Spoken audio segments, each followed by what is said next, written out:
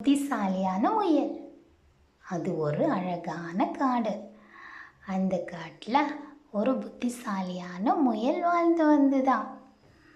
ஆனால் அந்த காட்டை ஆண்டு வந்த ராஜா சிங்கமும் ராணி சிங்கமும் ரொம்ப ஆணவம் பிடிச்சவங்களாம். யாரையுமே மதிக்க மாட்டாங்களாம். முயலுக்கு ஒரு பழக்கம் இருந்துச்சான். எந்த விலங்கு பார்த்தாலும் வணக்கம் சொல்லுமா. அதே போல் ராணி சிங்கத்தை பார்த்த உடனேயே தன்னோட அழகான 2 கைகளையும் கூப்பி வணக்கம் சொல்லிச்சான். ஆனால் ராணி சிங்கமும் பதிலுக்கு வணக்கம் சொல்லாமல் தலையை மட்டும் அசைச்சிட்டு போயிடுச்சான். அடுத்த நாளும் முயல் ராணி சிங்கத்துக்கு வணக்கம் சொல்லிச்சான். அப்போவுமே பதில் வணக்கம் சொல்லாமல் தலையை மட்டும் அசைச்சிட்டு போயிடுச்சான். இந்த நிலைமை தொடர்ந்துட்டே இருந்துச்சான். ராணி சிங்கத்தோட இந்த ஆணவத்தை அடக்கணும் அப்படின்னு நினச்சிட்டு இருந்த முயலுக்கு ஒரு யோசனை வந்துச்சான். மறுநாள் காலையில் ராணி சிங்கத்தை பார்த்து முயல் வணக்கம் சொல்லிச்சான். ராணி சிங்கமும் வழக்கம் போல் தலையை மட்டும் அசைச்சுதான்.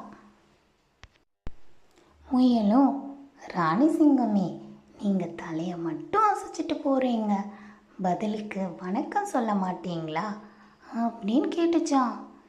இதை கேட்ட உடனேயே ராணி சிங்கம், முயலே, நீ ரொம்ப ரொம்ப சின்ன விலங்கு, நான் ரொம்ப வலிமையான விலங்கு. அது மட்டுமா, நான் இந்த காட்டுக்கே ராணி, அதனால் நீ எனக்கு பயந்து வணக்கம் சொல்லியிருப்ப, நான் எதுக்கு உனக்கு பதிலுக்கு வணக்கம் சொல்லணும் அப்படின்னு ரொம்ப ஆணவத்தில் பேசிச்சான். இதை கேட்ட உடனே முயலும், ஆமாம் ராணி சிங்கமே, நான் உருவத்தில் சின்னவன் தான், நான் சின்ன விலங்கு தான், ஆனால் நான் நினச்சா ராஜா சிங்கம் மேலே உட்காந்து சவாரி வர்றதே நீங்கள் பார்ப்பீங்க அப்படின்னு சொல்லிச்சான். இதை கேட்ட உடனேயே ராணி சிங்கத்துக்கு பயங்கரமாக கோபம் வந்துச்சான். முயலே, உன்னை நான் என்ன பண்ணுறேன் பாரு, என்கிட்டயே சவால் விடுறியா, இதை இப்போவே ராஜா சிங்கத்துக்கிட்ட போய் சொல்கிற அப்படின்ட்டு வேகமாக ராஜா சிங்கத்தை தேடி ராஜா சிங்கத்தை பார்த்த உடனேயே நடந்த எல்லா விஷயத்தையும் சொல்லிச்சான். இதை கேட்ட ராஜா சிங்கமும் முயல் மேலே ரொம்ப கோபமாயிடுச்சான். அந்த முயலை இப்போவே நான் கூட்டிகிட்டு வரேன், அதுக்கு சரியான தண்டனை கொடுக்குறேன், அதை இப்போவே நம்மக்கிட்ட மன்னிப்பு கேட்க வைக்கிறேன் அப்படின்னு சவால் விட்டுச்சான். கோபத்தில் முயலை தேடி முயல் வாழ்கிற புதரை நோக்கி சிங்கராஜா நடந்து வந்துச்சான். தூரத்தில் சிங்கராஜா நடந்து வர்றதை பார்த்த முயலும் ஓடி போய் வணக்கம் சொல்லிச்சான்.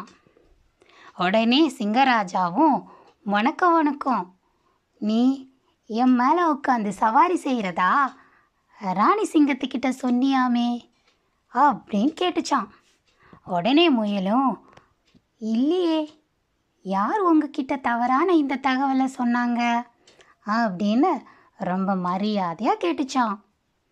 அதுக்கு ராஜா சிங்கம், இல்லை, நீ உண்மையாகவே அப்படி சொல்லியிருப்ப, மரியாதையாக எங்கூட வந்துடு, ராணி சிங்கத்துக்கிட்ட வந்து மன்னிப்பு கேட்டுரு, இல்லைனா நான் உன்னை கொன்னுடுவேன் அப்படின்னு சொல்லிச்சான். இதை கேட்ட முயலும், சரி சிங்கராஜாவே, நான் மன்னிப்பு கேட்டுடுறேன், ஆனால் இன்னைக்கு என்னால் வர முடியாது, எனக்கு ரொம்ப காய்ச்சலாக இருக்கு, என்னால் ஒரு அடி தூரம் கூட நடக்க முடியாது, உடம்பெல்லாம் நடுங்குது, நான் இன்னும் நாளைக்கு வரேனே அப்படின்னு சொல்லிச்சான். உடனே ராஜசிங்கமும், முடியாது, இன்னைக்கே வந்துடணும் அப்படின்னு ரொம்ப கோபமாக சொல்லிச்சான்.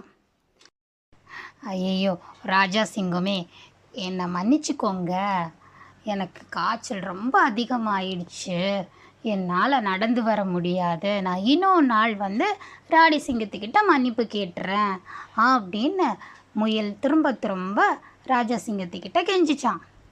இதை கேட்ட உடனே ராஜாசிங்கமும் முடியாது முடியாது, நீ இன்னைக்கே மன்னிப்பு கேட்டுறணும் அப்படின்னு சொல்லிச்சான். அதுக்கப்புறமா ராஜாசிங்கம் சொல்லிச்சான், சரி உன்னால் நடந்து வர முடியாது, நீ என் முதுகில் உட்காந்து வந்துடுறியா அப்படின்னு கேட்டுதான். அதுக்கு முயலும் சரி நான் உங்கள் முதுகில் உட்காந்து வந்துடுறேன் அப்படின்னு சொல்லிச்சான். இப்போ முயல் ராஜாசிங்கத்தோட முதுகில் ஏறி போயிட்டே இருக்கு ராணி சிங்கத்துக்கிட்ட மன்னிப்பு கேட்குறதுக்காக. கொஞ்சம் தூரம் வந்த உடனேயே திரும்பவும் முயல் ராஜாசிங்கத்துக்கிட்ட சொல்லுது, ஐயோ ராஜாசிங்கமே, எனக்கு காய்ச்சல் அதிகமாக இருக்கிறதுனால என்னால் உட்காந்து வர முடியல, என்னோட உடம்பு ரொம்ப நடுங்குது, நான் கீழே விழுந்துருவேனோ அப்படின்னு பயமாக இருக்குது, இன்னொரு நாள் நான் வந்து மன்னிப்பு கேட்டுறேனே அப்படின்னு சொல்லிச்சான். இதை கேட்ட உடனே ராஜாசிங்கமும் முடியாது முடியாது, நீ இன்றைக்கே ராணி சிங்கத்துக்கிட்ட மன்னிப்பு கேட்டுறணும், உனக்கு ஏதாவது உதவி பண்ணணுன்னா நான் உதவி பண்ணுறேன், நான் இப்போ என்ன பண்ணணும் அப்படின்னு கேட்டுச்சான்.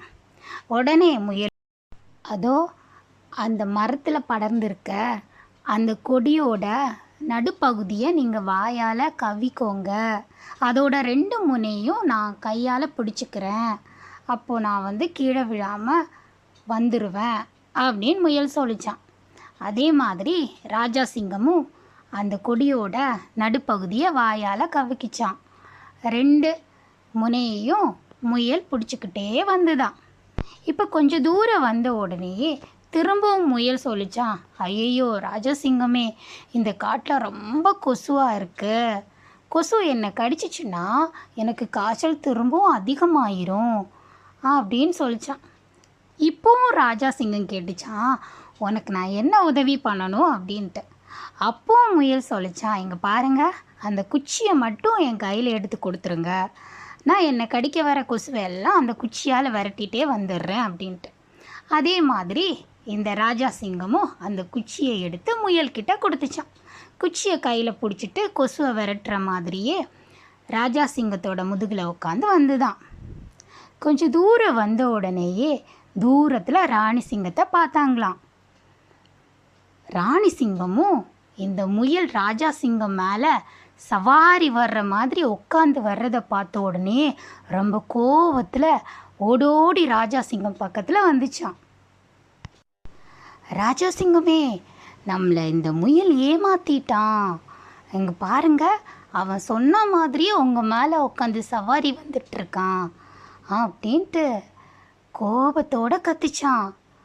உடனே ராஜாசிங்கத்துக்கு புரிஞ்சிச்சான், நான் ஏமாந்துட்ட முயல்கிட்ட அப்படின்ட்டு கோபத்தில் அதுவும் கத்திச்சான். உடனே முயலும் கீழே துள்ளி குதித்து ஓரமாக ரொம்ப மரியாதையாக பேச ஆரம்பிச்சுதான். ராஜாசிங்கமே, என்னை மன்னிச்சுக்கோங்க, நான் வந்து வேணும்ன்ட்டு உங்களை அவமதிக்கிறதுக்காக இதை பண்ணலை, உங்களுக்கு ஒரு விஷயத்தை புரிய வைக்கிறதுக்காக தான் இதை பண்ணினேன். ஏன்னா ராணி சிங்கம் வந்து என்ன சொல்லியிருக்காங்கன்னா, நீ வந்து சின்ன விலங்கு அப்படின்னு என்ன உருவத்தை வந்து அவங்க வந்து கிண்டலாக பேசினாங்க, அதனால உனக்கு மரியாதை கொடுக்க முடியாதுன்னு சொன்னாங்க. ஆனால் நம்ம அப்படி பண்ணக்கூடாது, நம்ம ஆணவத்தில் வந்து யாரையுமே தரக்குறைவாக எண்ணக்கூடாது, எல்லாரையும் சமமாக மதிக்கணும் அப்படிங்கிறத உங்களுக்கு புரிய வைக்கிறதுக்காக தான் நான் இந்த மாதிரி பண்ணினேன், என்னை மன்னிச்சுக்கோங்க. இதைத்தான் திருவள்ளுவரும் உருவு கண்டு எல்லாமே வேண்டும், உருள் பெருந்தேர் அச்சாணி என்னார் உடைத்து அப்படிங்கிற திருக்குறளில் அழகாக சொல்லியிருக்காரு. பெரிய தேரை இயக்குவது ஒரு சிறிய அச்சாணி, அந்த சிறிய அச்சாணி தான் அந்த பெரிய தேரையை இழுத்துட்டு வர்றதுக்கு உதவி செய்யுது.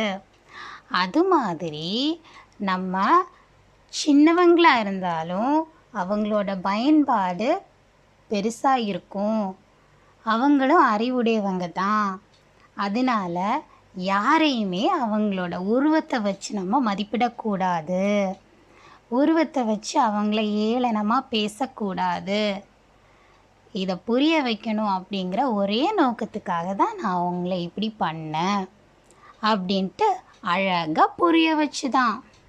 இதை கேட்ட ராஜா சிங்கமும் ராணி சிங்கமும் தங்களோட தவறை உணர்ந்து கொண்டு முயல்கிட்ட மன்னிப்பு கேட்டுதான். இப்போது ராஜா சிங்கமும் ராணி சிங்கமும் எல்லா விலங்கையும் சரிசமமாக மதித்து எல்லாருக்கும் மதிப்பு கொடுத்தாங்களாம், சந்தோஷமாக வாழ்ந்தாங்களாம். நன்றி.